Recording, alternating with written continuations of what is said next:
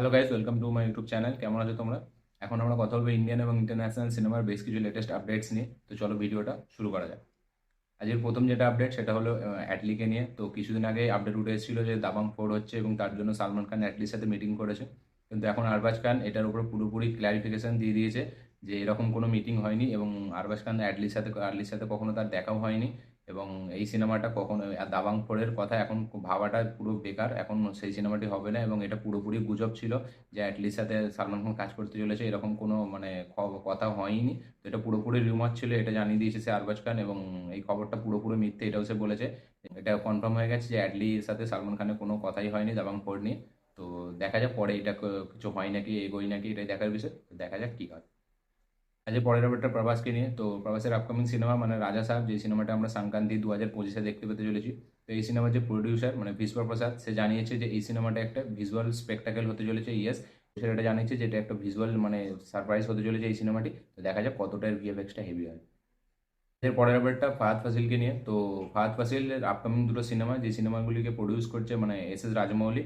তো মানে S S Rajamouli তার ছেলে যে এটা প্রডিউস করছে, তো এটা প্রেজেন্ট করেছে এস এস রাজামৌলি। তো সেই সিনেমা দুটির নাম হলো, একটার নাম হলো অক্সিজেন, যেটার ফার্স্ট লুক ছাড়া হয়েছে একটা, এবং আরেকটার নাম হলো ডোন্ট ট্রাভেল দ্য ট্রাভেল। ঠিক আছে, এটা নতুন দুটো মুভির ফার্স্ট লুক ছাড়া হয়েছে, বেশ ভালো লাগছে।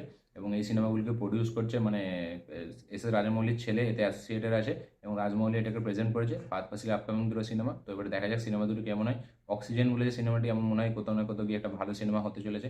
এবং যেটা বাচ্চার সাথে ডোন্ট ট্রাভেল দ্য ট্রাভেল, ওটা নিয়ে আমি ঠিক এখন বলতে পারছি না, কিন্তু অক্সিজেন বলে সিনেমাটি ফাহাদ ফাসিল এরকম রোল প্লে করে অনেক, আমরা দেখেছি। এর আগে একটা ধুমাম বলে একটা সিনেমা করেছিল ফাহাদ ফাসিল, এরকম অনেক সিনেমাই করেছে।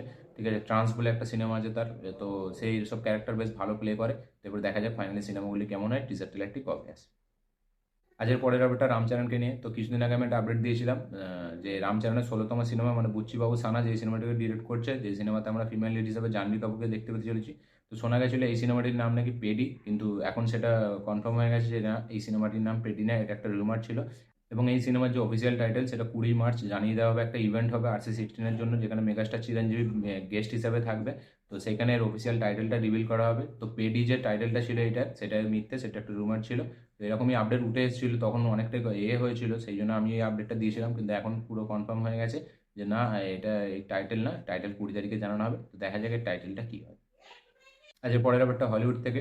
তো অ্যারন টেলর জনসন, তাকে নতুন জেমস বন্ডের চরিত্রে জন্য ভাবা হচ্ছে। ইয়েস, সবাই এর আগে ভেবেছিল যে হেনরি কেভিলকে ভাবা হবে, কিন্তু কিন্তু না, অ্যারন টেলর জনসনকে নতুন জেমস বন্ডের চরিত্রে আমরা দেখতে পেতে চলেছি, এরকমই আপডেট উঠে এসেছে এবং এটা অনেকটাই মানে কনফার্ম হতে চলেছে। তো এবার দেখা যাক তার আপকামিং সিনেমা মানে অ্যারন টেলরের আপকামিং সিনেমা মানে যেটার নাম হলো ক্রাভিন দ্য হান্টার। তো সেটা আসতে চলেছে কিছুদিন পরে। এবার শোনা যাচ্ছে যে তাকে এই জেমস বন্ডের চরিত্রের জন্য ভাবা হচ্ছে। তো দেখা যাক এটার অফিসিয়াল অ্যানাউন্সমেন্ট আমরা কবে দেখতে পাই। আচ্ছা, পরের ব্যাপারটা শাহিদ কাপুরকে নিয়ে। তো অনেকদিন আগে আমি একটা আপডেট দিয়েছিলাম যে শাহিদ কাপুর আসপাত্তামার চরিত্রে আমরা তাকে দেখতে চলেছি, ইমর্টাল অফ আসপাত্তামা।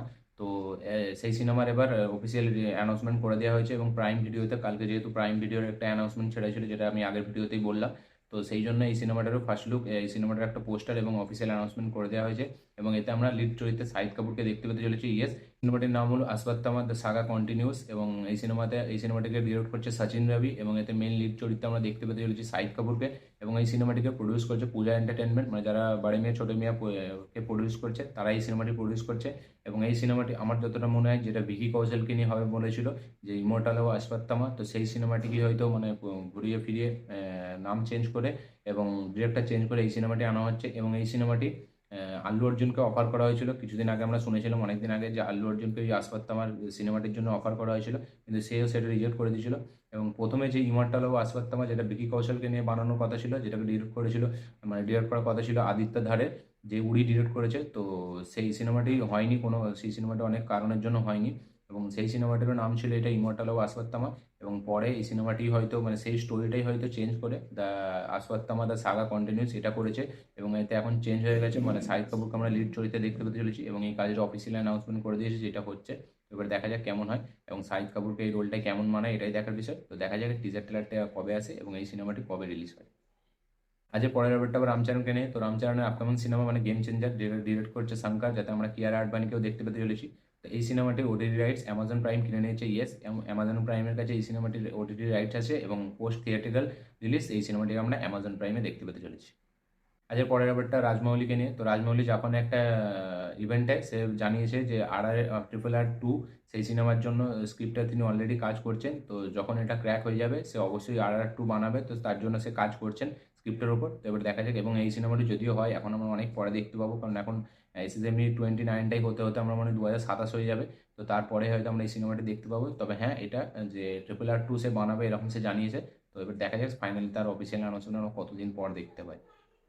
আজ লাস্ট আপডেটটা সাউথ থেকে। তো অনুষ্কা শেট্টির আপকামিং মুভির নাম হতে চলেছে ঘাটি, এবং এই সিনেমাটিকে ডিরেক্ট করবে ডিরেক্টর ক্রিস। ইয়েস, এরকমই আপডেট উঠে এসেছে। তো এবার দেখা যায় ফাইনালি এই সিনেমার রিলিজ ডেট কবে আমরা জানতে পাই, এবং অনুষ্কা শেট্টিকে অনেকদিন পর আমরা আবার দেখতে পেতে চলেছি। তার লাস্ট রিলিজ ছিল ওই নিবিন পলি শেট্টির সাথে যেটা একটা সিনেমা ছিল, ওই সিনেমাটির নাম আমার মনে পড়ছে না। তো ওই সিনেমাটি লাস্ট ছিল, এবং সেই সিনেমাটির খুব মানে ভালো হয়েছিল। সিনেমাটি বেশ একটা কমেডি জনরার মধ্যে ভালো সিনেমা ছিল। তারপরে সেই সিনেমাটি আনছে, ডিরেক্টর ক্রিস এটাকে ডিরেক্ট করবে, এবং এই সিনেমাটির নাম হতে চলেছে ঘাটি। এবার দেখা যাক সিনেমাটি কেমন হয়, টিজার ট্রেলার কবে আসে, এটাই দেখার বিষয়, দেখা যাক কী হয়। তো এই ছিল আজকে টোটাল আপডেটস, ইন্ডিয়ান এবং ইন্টারন্যাশনাল আপডেটস। এবং এই আপডেটসগুলোর মধ্যে আপনারা কোন আপডেটটা পেয়ে বেশি খুশি এটা অবশ্যই জানাবেন, এবং আমার এই ভিডিওটি ভালো লেগে থাকলে অবশ্যই লাইক, শেয়ার, কমেন্ট করুন। যারা যারা আমার চ্যানেলে নতুন এসেছেন তারা অবশ্যই চ্যানেলটিকে সাবস্ক্রাইব করুন, বেল আইকনটা প্রেস করতে ভুলবেন না। দেখা হচ্ছে পরের ভিডিওতে, ততক্ষণের জন্য বাই।